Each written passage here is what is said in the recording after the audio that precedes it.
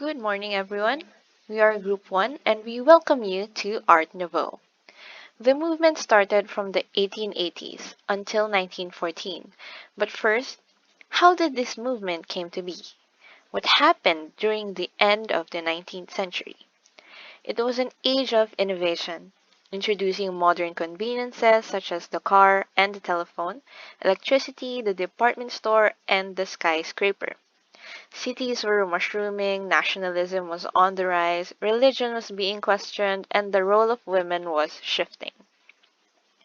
The academic system, which dominated art education from the 17th to the 19th century, underpinned the widespread belief that media, such as painting and sculpture, were superior to crafts, such as furniture design and ironwork. The consequence, many believe the academia, and that was the start of the neglect of good craftsmanship as mass production became widespread with the Industrial Revolution. While some artists welcomed technological progress and embraced the aesthetic potential of cast iron and other new materials, others were deeply disdainful for the shadiness inherent in mass production and aimed at raising decorative arts to the level of fine art. And thus, the Art Nouveau movement was born. Art Nouveau, the new art, reflected these transformations in a dynamic, linear style that emphasized individuality through a decorative vocabulary based on nature. The term originated from La Maison de l'Art Nouveau, a Parisian gallery owned by Siegfried Bing.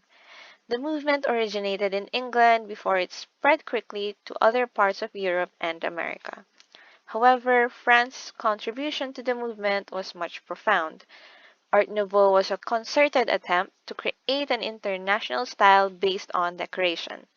It was developed by a brilliant and energetic generation of artists and designers who sought to fashion an art form appropriate to the modern age. During this extraordinary time, urban life as we now understand was established. Now that we know why it sprung, let's head on to what Art Nouveau artists want to achieve with the movement. Artists responded to the Industrial Revolution with a desire to rid themselves of the academic art styles of the 19th century. They aimed at modernizing design, seeking to escape the eclectic historical styles that had previously been popular. They did so by creating sprawling architectural forms and works of art that included organic and geometric elements. They also wanted to marry art and everyday life, producing beautiful objects to elevate people's lives. As with the arts and crafts movement, it was held in the Art Nouveau period that aesthetic values should be combined with high standards of craftsmanship, and that works of art should be both beautiful and functional. Despite its ornate nature, Art Nouveau works are principally meant to eschew decoration that is not in service to the overall function of the object. Many Art Nouveau practitioners felt that earlier design had been excessively ornamental, and in wishing to avoid what they perceived as frivolous decoration, they evolved a belief that the function of an object should dictate its form. The boundaries between fine art and the applied arts became blurred in the fields of furniture design, silverware and architecture, paintings, graphic art, jewelry, fashion, and glassware. Artists working in the Art Nouveau style advocated the unity of all the arts and argued against discrimination between the fine art and the so-called lesser decorative arts. The movement helped narrow the gap that the Academy instituted, though it is debatable whether this gap has ever been completely closed. Now that we know that Art Nouveau was a response to the radical changes caused by the rapid urban growth and technological advances that followed the Industrial Revolution, we head on to how the movement started. It started in the 1880s and was viewed a universal style intended to unify the fine and applied arts to create a Gesamtkunstwerk, or a total work of art. Art Nouveau is considered a total style, meaning that it encompasses a hierarchy of scales in design: architecture, interior design, decorative arts, including jewelry, furniture, textiles, household silver and other utensils, lighting, and the range of visual arts. The English writer, designer, architect, and socialist William Morris was its defining figure. Morris rejected the tawdry production of values and the humanizing aspects of Victorian capitalism, looking instead to the communal values of the medieval era. One of William Morris' famous quotes is, "Have nothing in your house that you do not know to be useful or believe to be beautiful." Morris's ideals of artisanal craftsmanship and his use of stylized floral and organic forms resonated with many Art Nouveau artists. His ideas on design and art in turn influenced the later arts and crafts aesthetic, which features traditional and simple forms that touched on the medieval, romantic, and folkish. As mentioned, the style took its name from the Paris shop La Maison de l'Art Nouveau, owned by the German avant-garde art collector Siegfried Bing, known as the father of Art Nouveau. The shop showcased works created in the Art Nouveau style. Several key developments in the formation of Art Nouveau took place in Paris, at the time the most important artistic center in Europe. Paris hosted the 1900 World Fair, which helped bring Art Nouveau to the forefront. The term Art Nouveau first appeared in the Belgian journal L'Art Moderne in 1884, referring to a group of reform-minded sculptors, designers, and painters called Levins, whose founder members included James Ensor and Theo van Rysselbergh. The spirit of the new movement quickly spread around Europe, and its name was soon translated in various languages such as Jugendstil, Modernismo, Session, Stil floral, and other terms. Beginning in the 1890s, artists reached out to a vast number of design sources for inspiration, exploring the cultural roots of their own countries as well as art from Asia and the Middle East.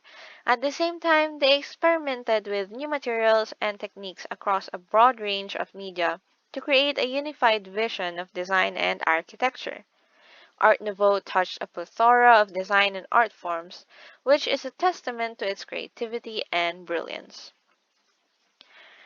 Art Nouveau flourished during a period of rapid social and technological change in Europe as industrialization, mass production, and urbanization accelerated. Sadly, by the time World War I rolled around in 1914, the design had already all but fallen out of favor, paving the way for the development of Art Deco in the 1920s. But it experienced a popular revival in the 1960s, and it is now seen as an important predecessor, if not an integral component, of modernism. Now we'll have Yuan to expound more on Art Nouveau as an art style. Good morning, everyone. My name is Juan Agustin C. Morales, and I will discuss the Art Nouveau style. So, what are the characteristics of Art Nouveau? Art Nouveau has usually been deemed as a matter of style rather than a philosophy or ideology. In fact, unique ideas of modernized living and the appreciation for nature prompted its appearance. As described by Professor of Industrial Design History, Mr. Matthew Bird, Art Nouveau is stimulus, tensile, foliate, exotic, lavish, refined, dynamic, tendril, molten, and many more.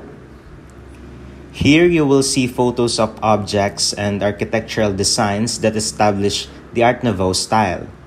Compared to the Victorian era, which has a cluttered and heaviness to its design and compositions, Art Nouveau can be seen to have a modernized design.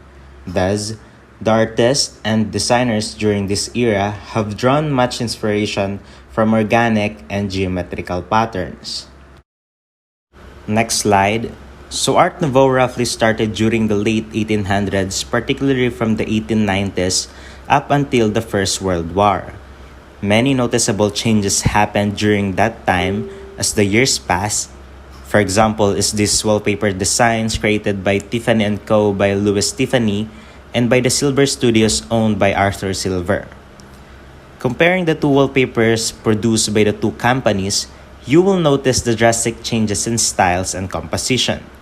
The first two wallpapers seem to have more depth and details, which is associated primarily with the Victorian era decorative style, while the second two photos seem to have lightness in form and simpler geometrical patterns. With that, the Art Nouveau style can be noticed to have a whip splash of curves, lightness in form, and organic style, and thus involves nature through its composition. Next slide.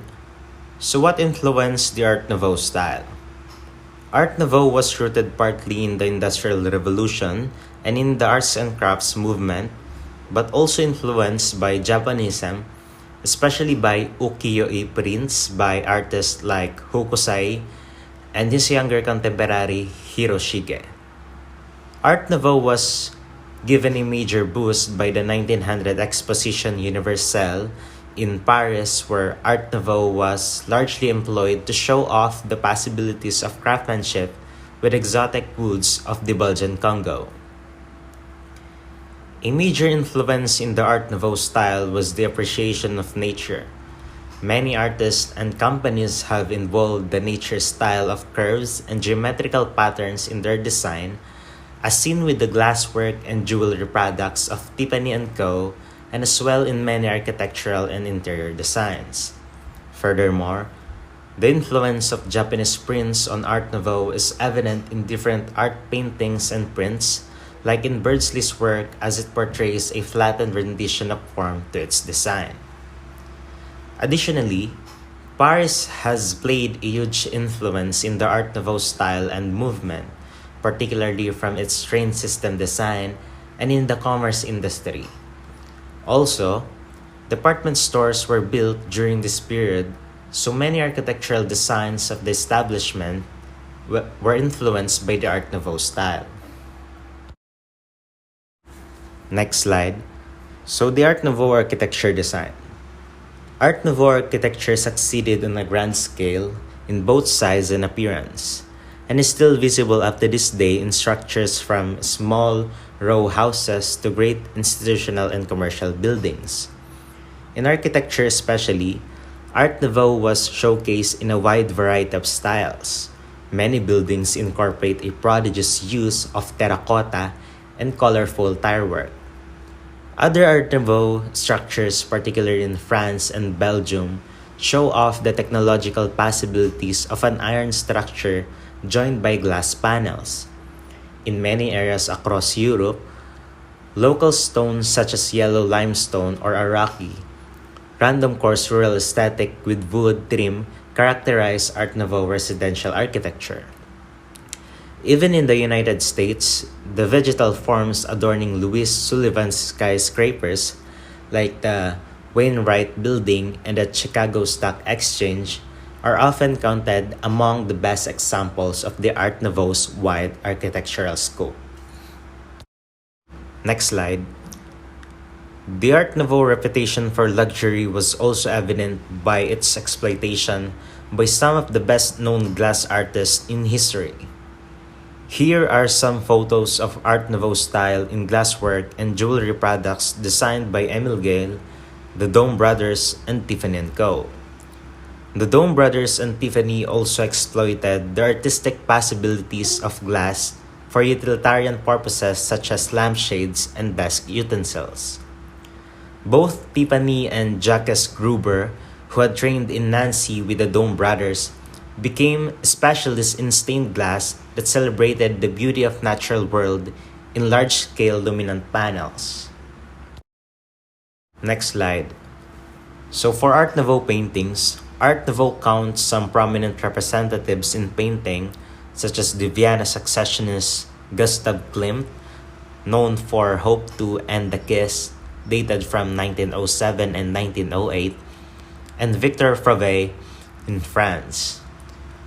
For Klimt's work, The nearly surreal imagery of exaggerated and flattened bodily forms, highlighted by the emphasis on pattern and the lack of depth and detachment from the recognizable environment, underscores the way that Klimt focused on creating a literal new art that was free from prescribed rules or principles. But furthermore, Art Nouveau was arguably responsible more than any style in history for narrowing the gap between the decorative or applied arts to utilitarian objects and the fine or purely ornamental arts of painting, sculpture, and architecture, which traditionally had been considered more important, pure expression of artistic talent and skill.